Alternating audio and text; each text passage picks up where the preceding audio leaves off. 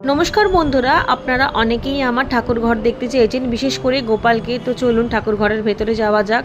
তো গাছ তো থাকবেই, আমি যেখানে থাকবো গাছ থাকবে না তা তো হতে পারে না। তো ইনডোর প্ল্যান্টগুলো এখানে রাখা রয়েছে। ওপরে যে ফটোগুলো দেখছেন ওগুলো সবই আমার মেয়ের হাতে তৈরি করা ফ্রেম। আর এই যে আমাদের মা কালী, এই পিচবোটের দুর্গা ঠাকুরটাও আমার মেয়ের স্কুলের কাজে তৈরি করেছিল, সেটাই আমি ঠাকুর ঘরে রেখেছি। আমাদের মা সরস্বতী, এখানেও ছোট্ট একটা সরস্বতী গোপাল আছে। সরস্বতী পুজোর পর দোয়াতগুলো আমি ফেলিনি, এর মধ্যেই মানি প্ল্যান্টগুলো বাড়ছে খুব সুন্দরভাবে। আর এখানে 3টে শিবলিঙ্গ রয়েছে আর একটা শিব ঠাকুরের মূর্তি রয়েছে। পেছনে রয়েছে লক্ষ্মী নারায়ণ, আর এটা হচ্ছে আমাদের মা লক্ষ্মী। আর এই যে আমাদের 3 গোপাল, বড় গোপাল, মেজ গোপাল এবং ছোট গোপাল। আজকে যেহেতু রথ, তাই নতুন জামা কাপড় পরিয়ে দিয়েছি। আর ইনডোর প্ল্যান্টগুলো তো আপনাদেরকে কদিন আগে দেখিয়েছি যে 1 সপ্তাহ মতো বৃষ্টির জল খাইয়ে আবার জায়গা মতো এই বারান্দায় রেখে দিয়েছি।